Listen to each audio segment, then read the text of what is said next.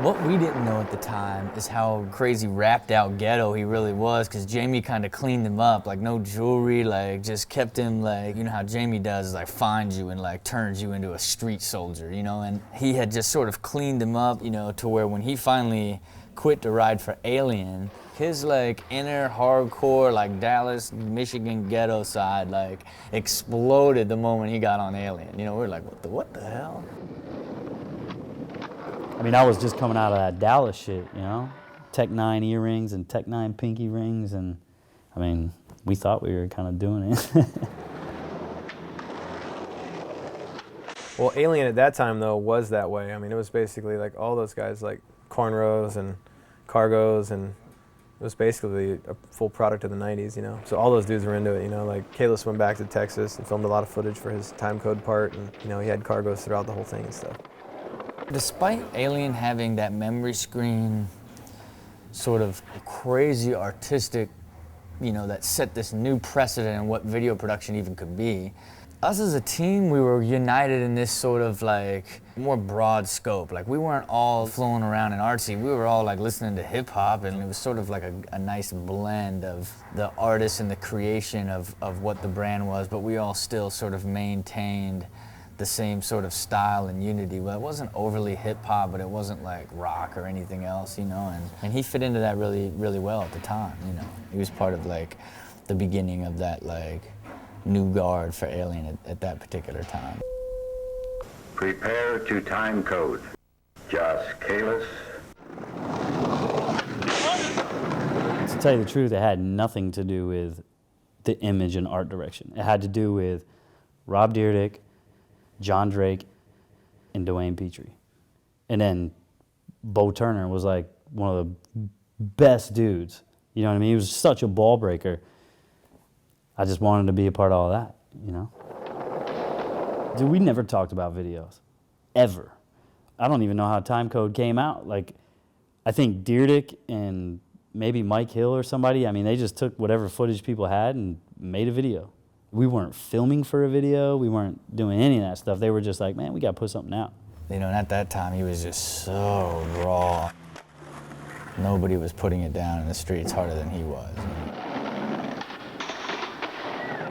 It's right when he had the cover of Trans World doing a backside 180 with the Golden Gate Bridge in the back with the Adidas, and he was hot, yo. He was really, really hot.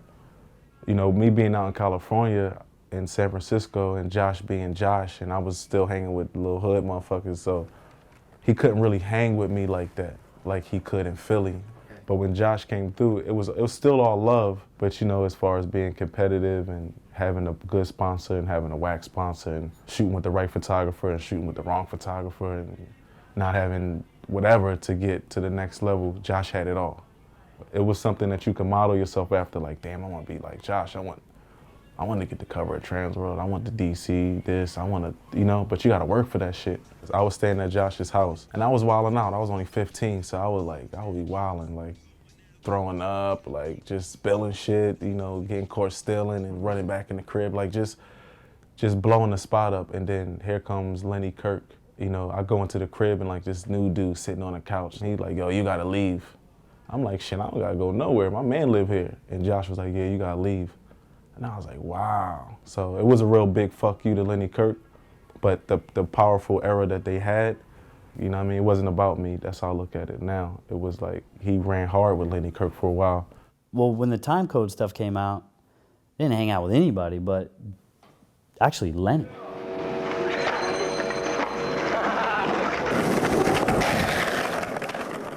Like me and Lenny were roommates in San Francisco, and like I love Lenny because Lenny is crazy as shit.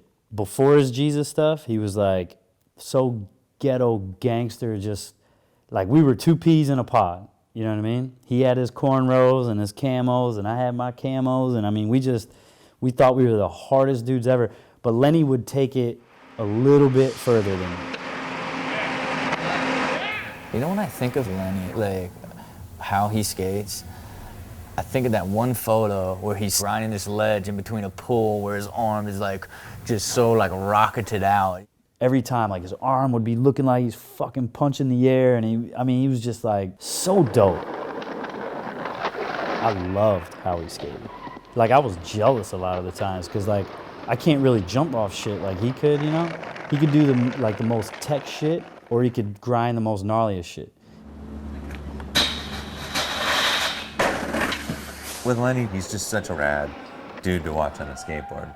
That workshop had that grind out drop thing, you know, like he had to literally like pinned himself against the door and like ran and fucking threw his board down, and it was pretty raw, dude. It was sick.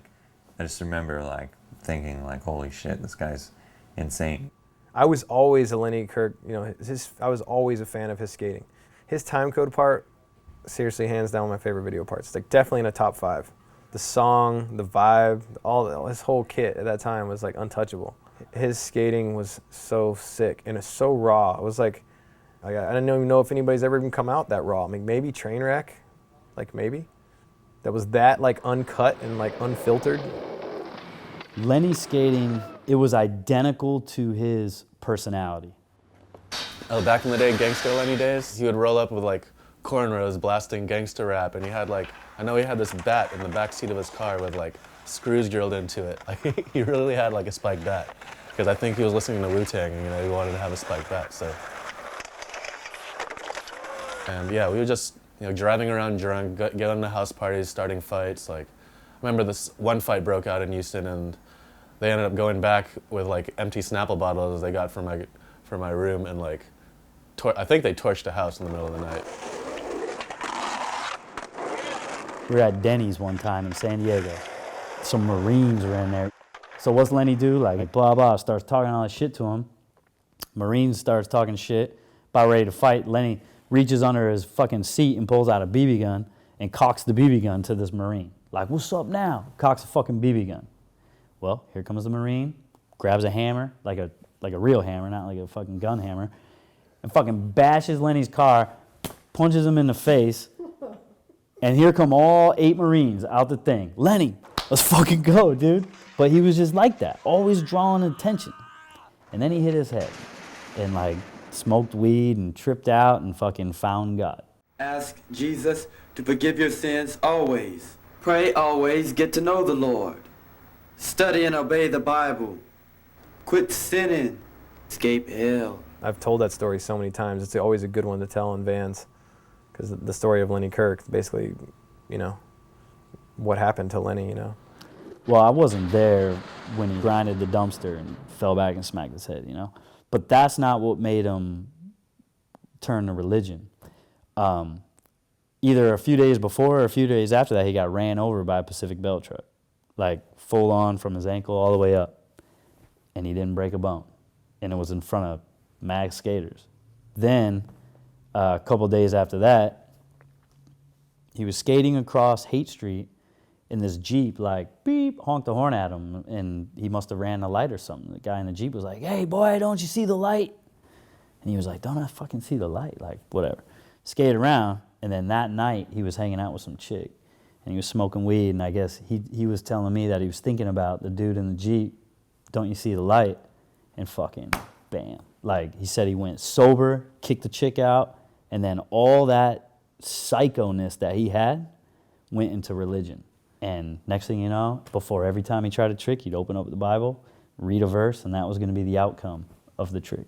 In time code, he 50-50 grinds this long ledge. It's in on the top of a parking ramp, and it goes flat.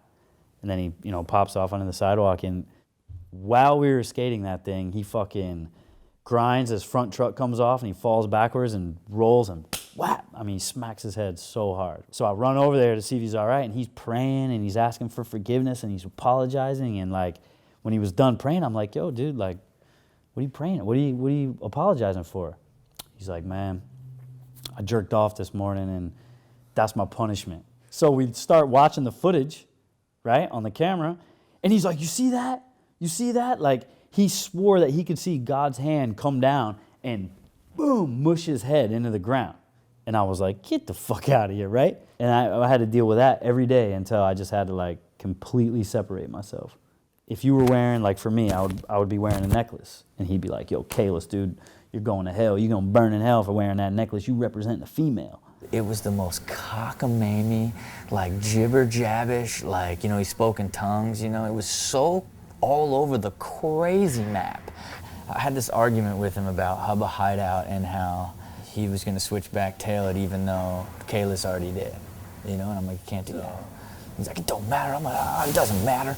You know, I'm like, you can. So he was doing a sermon for this church. There was probably 300 people there.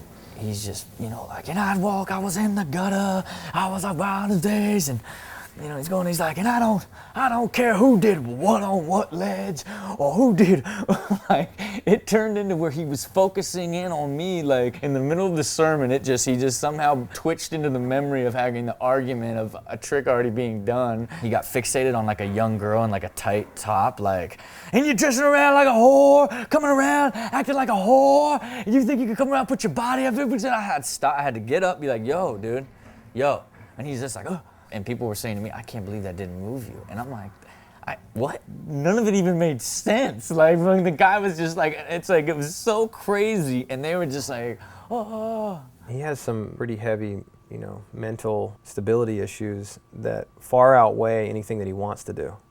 You know what I mean? He could want to be someone, but he's mentally not capable of being the person he wants to be.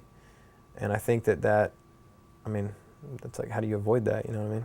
Basically, I don't know if Carter was the dude who was helping Lenny or who was the dude, but somebody was giving Lenny a temporary platform to be like, to have a normal life for a while, you know? And then once that kind of crumbled or fell apart or he, you know, burned the bridge, then he was out there on his own again, left to his own devices, and, you know, we all saw where that went, you know? It just became one of those things that, like, he really never skated after Time Code really ever again. Not only was he just being, like, so focused on all things God and preaching and, you know, spending, you know, being in the streets preaching, that eventually they had no choice, you know? I mean, in his brain, he is 100% right. You know what I mean? I heard he was robbing old ladies in Frisco. So I call him up, Lenny, what are you doing, dude? Robbing old ladies. And he was like, man, it's tough times. The Lord said it was all right. I was like, wow. And it was shortly after that is when he got busted robbing that taxi cab driver, and off to prison he went. I mean, I don't know the whole story. I just heard all the rumors about him walking around Pier 7 with a shotgun in his pants, you know? No, he got out after a few years, and I actually went to Frisco and skated with him for a week, every day, and he was killing it. Like, there's sick footage right now of Lenny, like, board sliding this flat rail. It was awesome skating with him. And next thing I know, I got a phone call from him from San Francisco jail, like, hey man, I need 20 grand, like, for this lawyer. Like, what are you doing in there? He's like, I got 7 charges, man. Allegedly, it was like kidnapping and some other crazy shit. I don't know. It's pretty wild.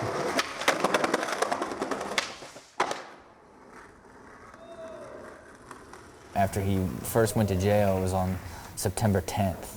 So he kept calling me over and over from jail, like, see, Rob, I told you God just put me in jail. It's the end times are here. The end times are here. And this would have been September 10th, 2001. The next day, 9/11 happened, so he was like, for sure, the end of the world, God put him in jail because of that, you know what I'm saying? It was like, it's pretty ridiculous. But the crazy thing is, too, is now he's like a vato, you know what I'm saying? Now he's like a Mexican gangster. Like, have you ever seen his MySpace? No.